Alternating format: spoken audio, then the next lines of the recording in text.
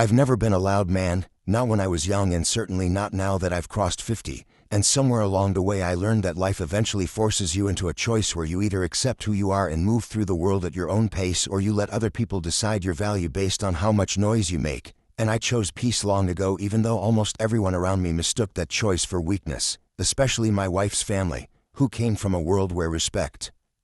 was measured in flashy job titles, expensive watches, loud laughter, and how confidently you could dominate a room. And if you weren't talking big, spending big, or constantly reminding people of what you owned or who you knew, then you barely existed in their eyes. And I never fit into that picture because I worked quietly, dressed simply, and listened far more than I spoke, not because I was afraid to talk, but because I learned early that people reveal far more about themselves when they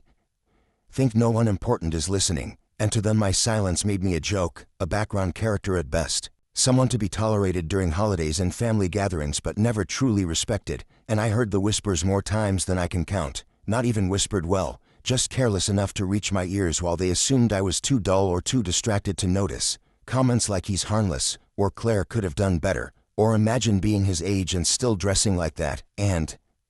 sometimes they'd laugh quietly while glancing in my direction, as if I were a piece of furniture rather than a man who had spent decades learning how the world actually works. And I always sat there steady and calm, chewing my food slowly, nodding politely, keeping my posture relaxed, letting them believe whatever story made them feel superior in that moment, because arguing with people who underestimate you only teaches them to look closer, and I had no interest in being examined before the right time, since what they never understood was that my job didn't require noise. It required patience, discipline, and a long memory. And I wasn't selling myself or chasing attention. I was building systems, contracts, safeguards, and quiet leverage that never needed applause to function. And for over 30 years I worked in corporate risk assessment and asset oversight, a field where the real work happens behind closed doors and the people who do it well are almost never known by name. Because the moment everyone knows who you are, the advantage is gone and the danger increases. And my role was never about being seen. It was about preventing disasters before they reached the news, identifying weaknesses before they became lawsuits, and stepping into situations after others had already failed and cleaning up messes quietly so companies could survive without public humiliation. And I did it without ego, without branding myself, without telling stories at dinner parties about how important I was, because the people who talk the most about power rarely hold any of it, and the ones who do tend to keep their mouths shut. But none of that mattered to Claire's family, because to them I was just Daniel, the quiet husband with the boring job, the plain clothes, and the calm demeanor that made them uncomfortable because they couldn't read me. And honestly, I let them believe every wrong assumption they made about me, because being underestimated is one of the greatest advantages a man can have if he knows how to use it. And I learned that lesson a long time ago when I realized that people drop their guard around men they think are insignificant. They speak freely, they sign things too quickly, they overlook details, and they make decisions based on pride instead of caution, all because they don't believe the quiet man is capable of understanding the game they think they're winning. And while they laughed and measured worth in volume and appearances, I was measuring risk, patterns, behavior, and intent, filing things away not out of spite but out of habit, because in my line of work you don't react emotionally, you observe patiently, and you wait. And over the years that approach shaped who I became, a man who didn't need validation from a room full of people who valued the wrong things, a man who understood that respect earned quietly lasts longer than respect demanded loudly. And even though there were moments when their comments stung more than I let on, moments when I felt invisible sitting at those tables while conversations flowed around me as if I weren't there, I never forgot that my silence was a choice, not a limitation, and that one day, whether they realized it or not, the man they never bothered to truly know would be the same man holding more influence than any of them ever imagined. And I was perfectly content letting time do the work, because patience, when paired with clarity, has a way of turning mockery into regret without ever raising its voice. That Christmas dinner took place at my brother-in-law Mark's house, the biggest house in the family by far, the kind of place that was designed less for living and more for impressing, with its oversized dining table polished to a shine, decorative plates that were never meant to be used, and an atmosphere that carried a quiet arrogance the moment you stepped inside. Because Mark didn't just own a large home, he owned his success loudly, proudly, and constantly, and he needed everyone around him to know that he was the man who made it, the one who climbed higher, earned more, and deserved admiration just for breathing, the type of guy who talked loud enough to control every conversation and laughed even louder to make sure nobody missed his jokes. And as soon as Claire and I walked through the door that night, I felt it immediately, that familiar tightening in the room, the sideways glances that pretended to be polite smiles, the quick scans that traveled from my shoes to my coat, to my posture, all in a matter of seconds, as if they were silently scoring me on a scale I never agreed to be measured by. And Claire squeezed my arm gently, not out of affection but as a warning, her unspoken way of telling me to stay calm, stay quiet, don't let anything turn into a scene. And I gave her a small nod because keeping the peace had become second nature to me over the years, not because I was afraid of conflict but because I understood that some moments are meant to be endured, not confronted. And once we sat down at that long table surrounded by forced cheer and fake warmth, the jokes started almost immediately, casual at first, light enough to pass as humor but sharp enough to cut if you were paying attention, with Mark glancing at my jacket and asking loudly if it came free with a gas station coffee, pausing just long enough for laughter to ripple across the table, his wife laughing a little too hard as if approval depended on it, and someone else chiming in about my work, asking if I was still doing that consulting thing, the way people talk about a side hustle or a hobby you'll eventually grow out of, not a career built over decades. And I smiled politely, nodded once, and said nothing, because I'd learned long ago that explaining yourself to people who have already decided who you are is a waste of breath. And the evening rolled on with glasses clinking, stories getting louder, and gifts being passed around with exaggerated reactions, wrapped boxes sliding across the table as people leaned forward to watch who got what, who spent the most, who impressed the room. And when the pile reached the space in front of me, it stopped, not even a gag gift, not even a half-hearted joke, just an awkward pause followed by a shrug and a quick change of subject, like my absence from the exchange didn't matter enough to address. And I simply smiled again, lifted my glass, took a slow sip, and let it roll off me outwardly, even though moments like that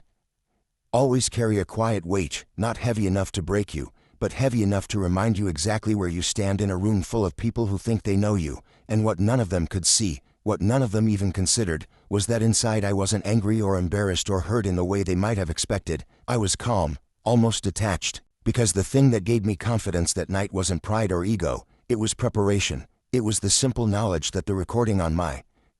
phone wasn't emotional or dramatic or taken out of context. It was factual, clean, and clear, and the document resting quietly in my folder wasn't about revenge or payback or proving a point. It was about accountability and structure and consequences. And that calm had been building for months, ever since Mark came to me quietly one afternoon when no one else was around, when there were no jokes to perform and no audience to impress, just him sitting across from me with nervous energy in his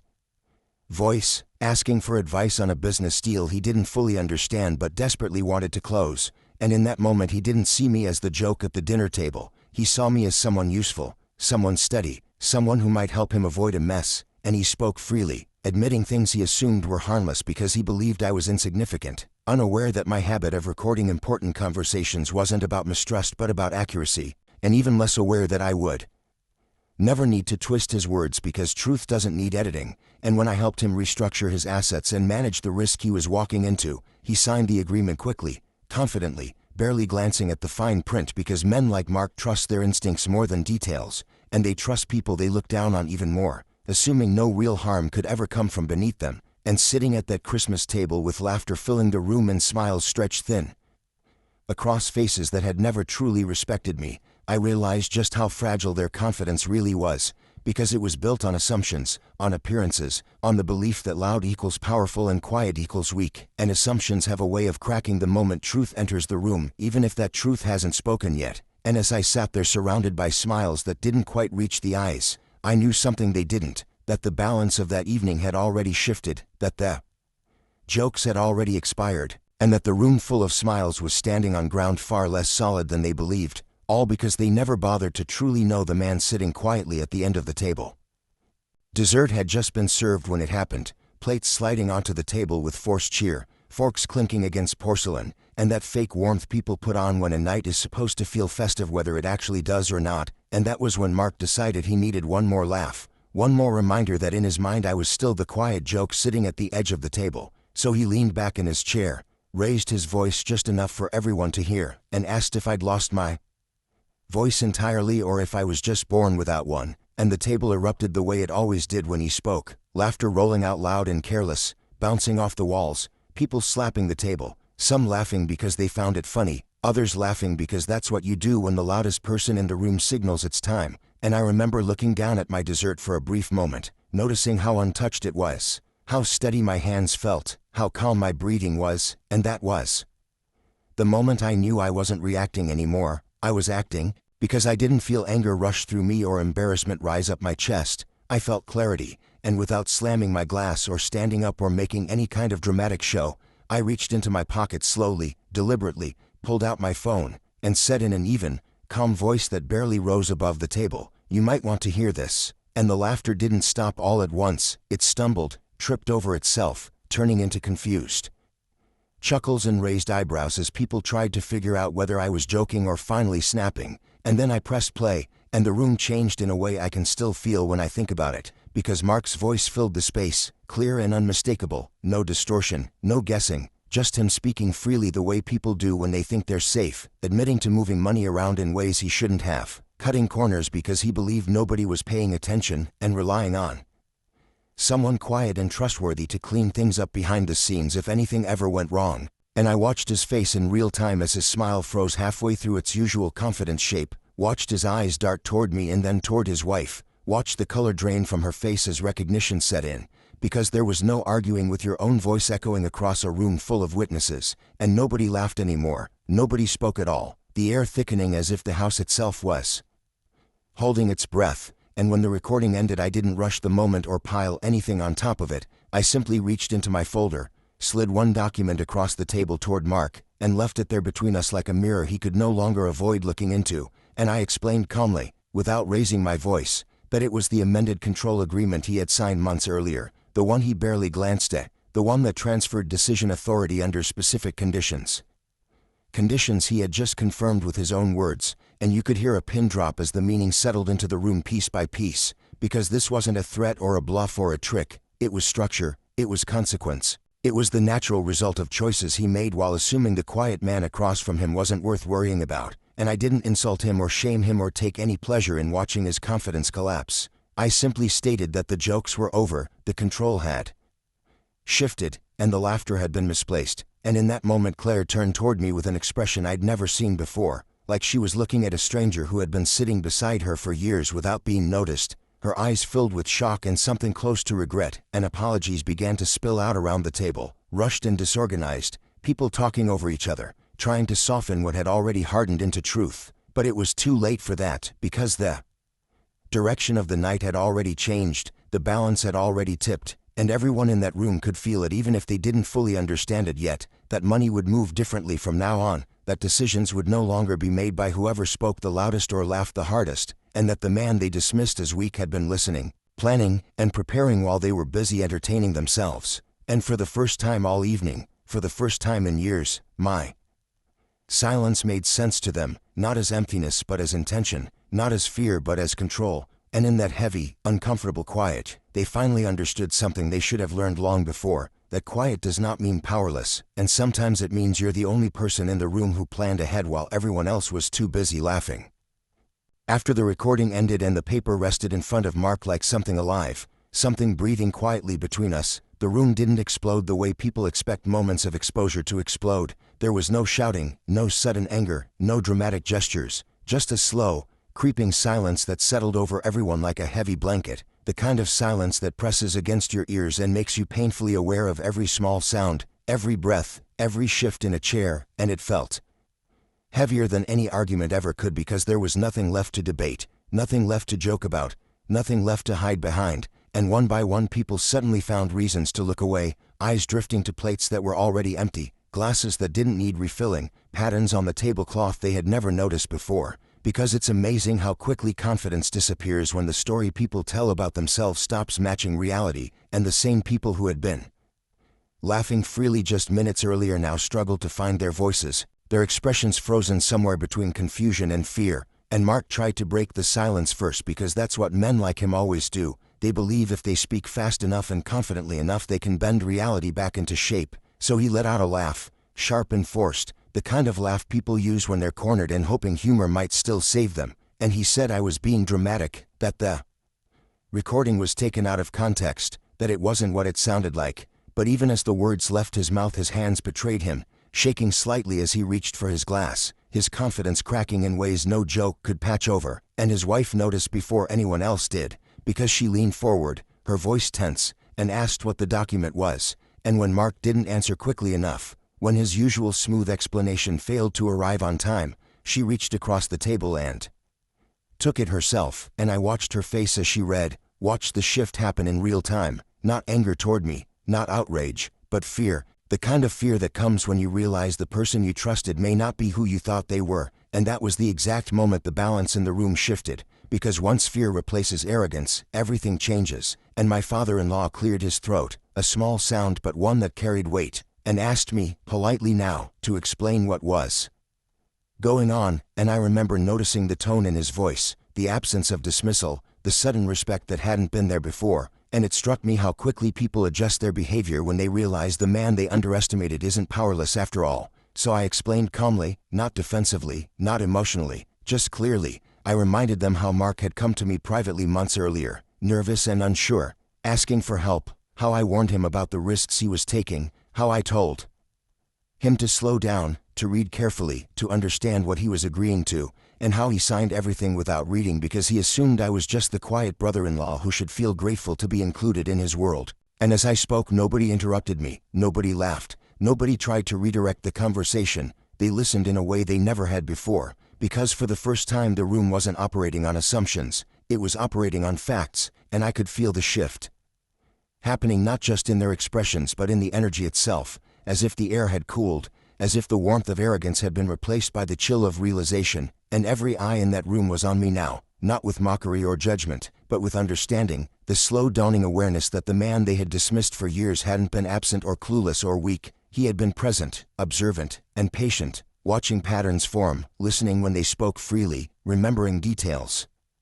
they forgot the moment they left the room, and the truth settled in quietly but firmly, that while they were busy laughing and performing and competing with each other for attention, I had been paying attention to what actually mattered, and that cold realization was far more uncomfortable for them than any shouting match could have been, because it forced them to confront not just what had happened that night, but how wrong they had been about me for years, and in that silence, heavy and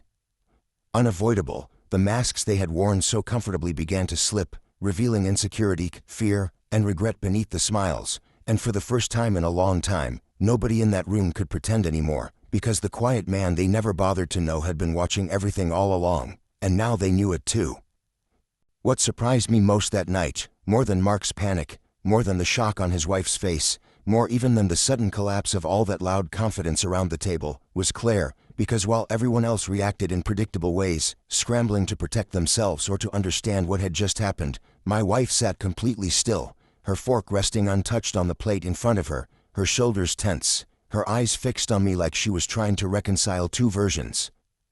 of the same man, the quiet husband she thought she knew and the calm, controlled figure speaking now, and in that moment I realized something painful, that she had never truly known me in the way a partner should, because she had laughed along with them before, not loudly or cruelly, but quietly, politely, the way people do when they don't want to stand out or cause discomfort, and that kind of laughter cuts deeper than open mockery because it feels like abandonment, and I had never confronted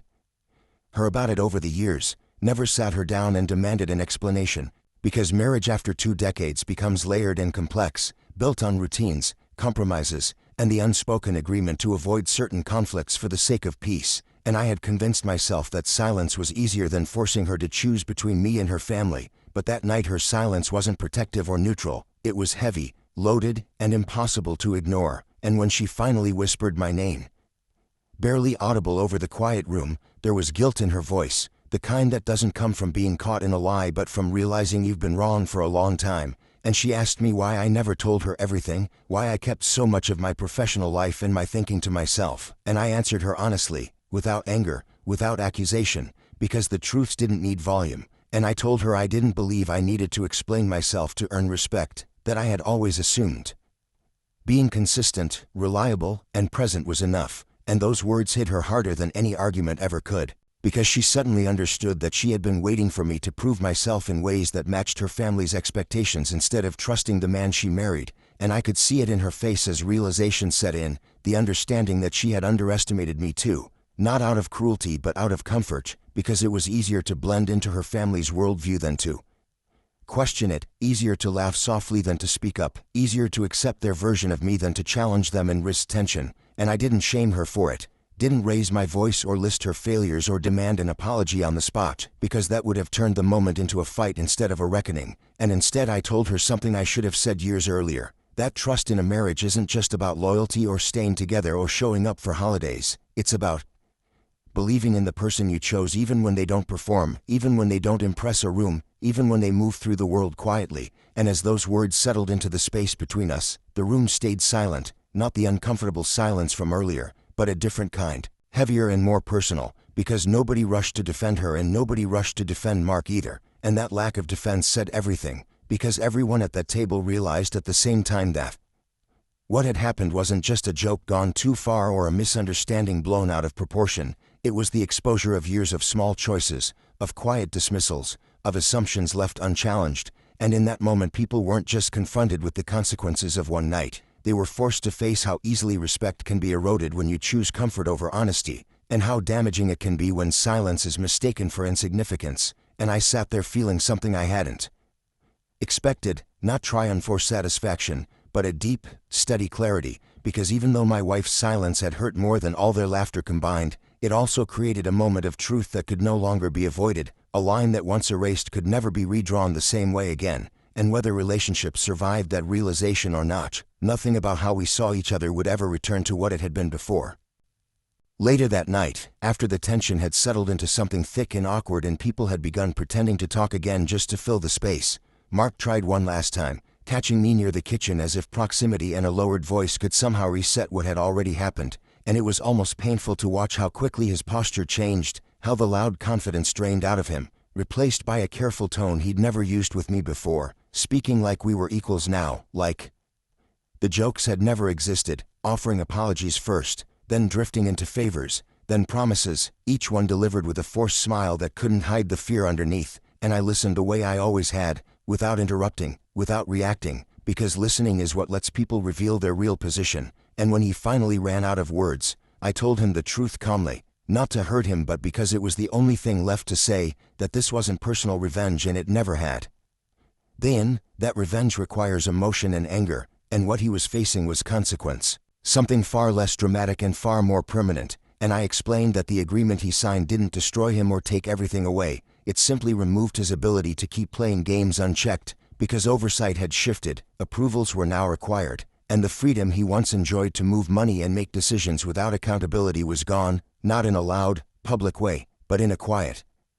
structural one that couldn't be argued with or undone without exposing himself further. And that realization hit him harder than anything else that night, because there was no villain to fight, no argument to win, no person to intimidate, just a system he agreed to and now had to live within. And as I walked back to the table I could feel the shift in the room, not explosive or dramatic, just a subtle realignment, like furniture being moved without anyone announcing it, conversations restarting.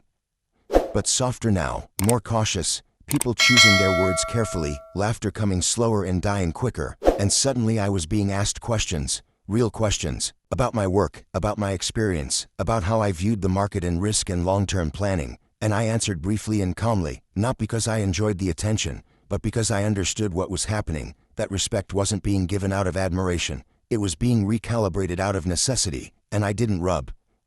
it in or make a show of it, because the lesson wasn't about humiliating anyone or proving I was smarter or better. It was about correcting a lie they had all quietly agreed to believe for years, the lie that I was small, insignificant, background noise in a room full of louder men, and that night dismantled that belief without me ever raising my voice, because power doesn't always announce itself, it doesn't always storm out or demand recognition, sometimes it simply moves from one seat to another while everyone else is too busy talking to notice until it's already settled, and by the time they realized it had shifted, it was no longer something they could laugh off or ignore, because the quiet man they underestimated had never needed noise to matter, he just needed time, and time, when paired with patience and preparation, has a way of rearranging a room without asking permission. The real impact of that night didn't stay at the dinner table or fade with the leftovers and decorations the way awkward moments usually do, because the truth has a way of traveling quietly and settling where it belongs, and in the days and weeks after Christmas I began to see how deeply that single evening had rearranged things without ever announcing itself, starting with the calls that came in, not loud or dramatic, not confrontational, but careful and subdued, relatives checking in under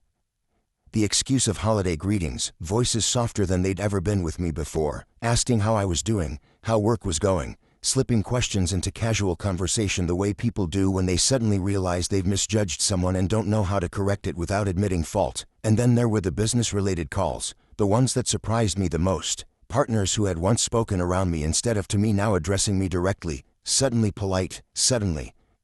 precise with their words, as if they'd finally learned that assumptions can be expensive. And Mark's tone changed completely in every interaction we had afterward, stripped of jokes, stripped of swagger, replaced with caution and formality, and it was telling how quickly the whispers disappeared too, because people who talk behind your back rarely apologize, they just stop talking when they realize the risk has changed. And at home Claire and I began having long conversations that we had avoided for years, the kind that aren't loud or dramatic but heavy and necessary, sitting at the kitchen table late at night after everything else was quiet, talking honestly about how we got there, and she admitted something that couldn't have been easy to say, that she had grown comfortable with the version of me her family described because it required less effort than defending a man whose work and mindset she didn't fully understand, that it was easier to laugh softly and stay neutral than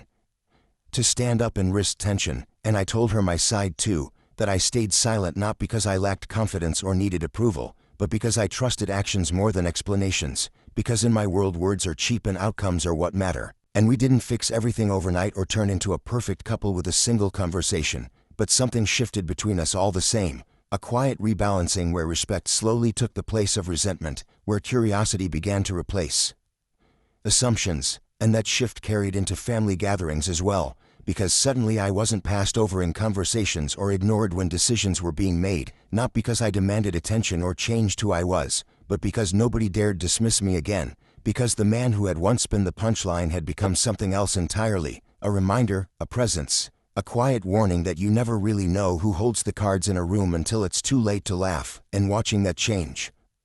unfold reinforced something I'd believed my entire life, that real power rarely announces itself when it arrives. It reveals itself over time, through changed behavior, careful words, and the absence of disrespect where it once thrived. And the days after Christmas told that story more clearly than any confrontation ever could. Because respect earned through truth doesn't need to be enforced, it simply settles in and stays.